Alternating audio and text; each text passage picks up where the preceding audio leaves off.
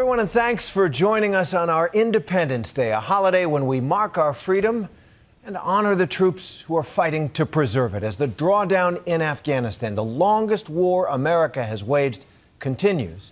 Tonight, we're going to meet a man who joined the Army the day after September 11th, 2001. A husband, a father, a staff sergeant, and a man amazingly still on the front lines, despite repeatedly cheating death. Here's ABC's Mohammed Leela. We are flying on a Black Hawk helicopter to a remote part of eastern Afghanistan. The gunner's bullets, a response to the Taliban shooting at us down below. We've come here to tell the story of the last Americans fighting this longest American war. Meet Staff Sergeant Chad Joyner. He shouldn't be here, not on this patrol, not in Afghanistan. In fact, he shouldn't even be alive.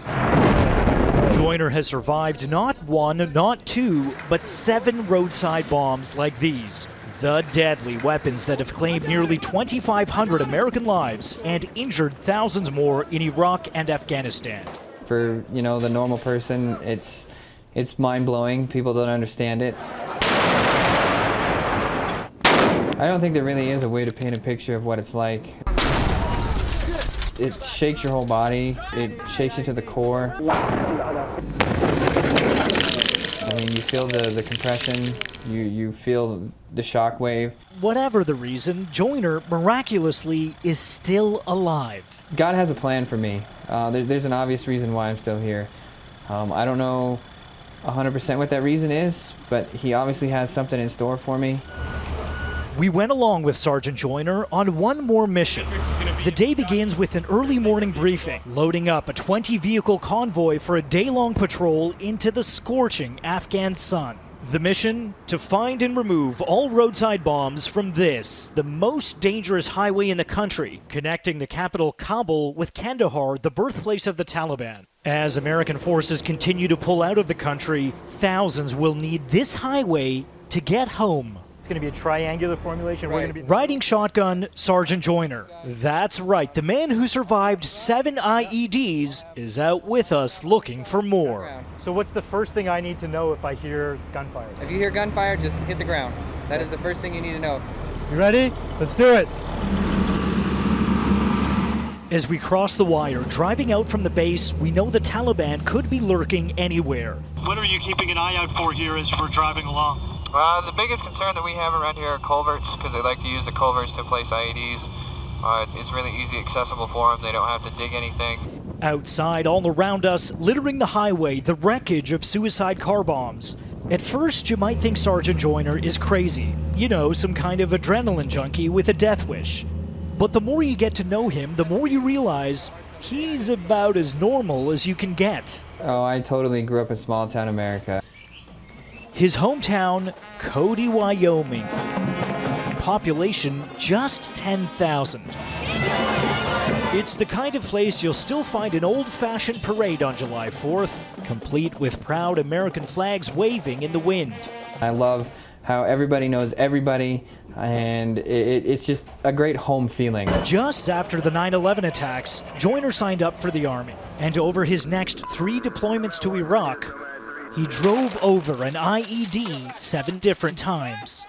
He was featured in this American Forces Network video after he drove over an IED that left him with a brain injury so serious he couldn't even write his own name. Joyner spent 6 months in rehab, his wife and high school sweetheart Kelly by his side the entire time. He's the one that has the silent injuries, the injuries that we don't notice. Just as he'd made a full recovery, life threw them a different kind of twist. Yes, that's my sweetheart. That's my little Hannah. She's my world. Hannah Joyner was born 3 years ago, and Chad fell in love once again. Cheers. She's just a little entertainer, and she's my life. She's everything. I love that little girl. With someone new to live for, Chad could have left the Army and found a regular job.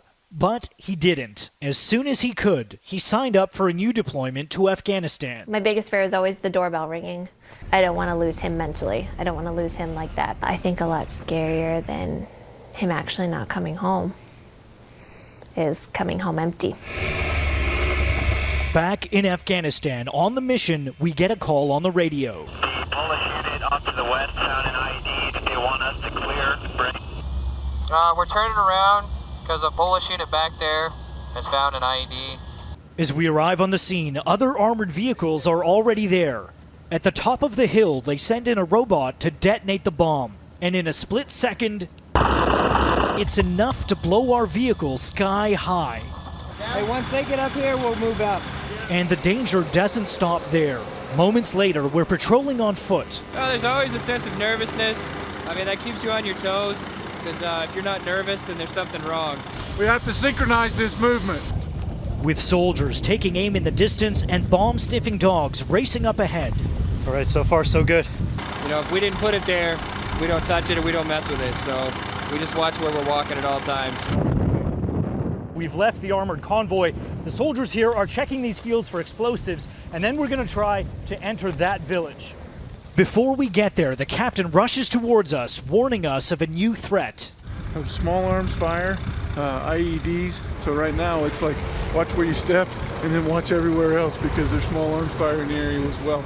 Do we see any IEDs that we need to know about today? The villagers admit to us that the Taliban sometimes use these fields to plant bombs. I appreciate your time and thank you very much. And as we jump back into our convoy, Sergeant Joyner is grateful knowing he survived another day, his 1,129th day living in a war zone. You know, 7's a lucky number. Do you ever worry about number 8? You know what? Nobody's ever brought that to my attention until now. So I can thank you for that. But no, I've never thought of that. And as we drive back to the base, all he can think of is just one thing. I'm looking forward to going home more than anything in the world. You know, I really want to see my little girl. I want to give her a big hug and kiss. I miss her like crazy. And after a 10-hour mission, for a brief moment we forget about the war, singing all the way back to base. For Nightline, I'm Muhammad Leela in eastern Afghanistan. One of our American heroes, thanks to Muhammad Leela and to the armed forces for technical assistance on that story.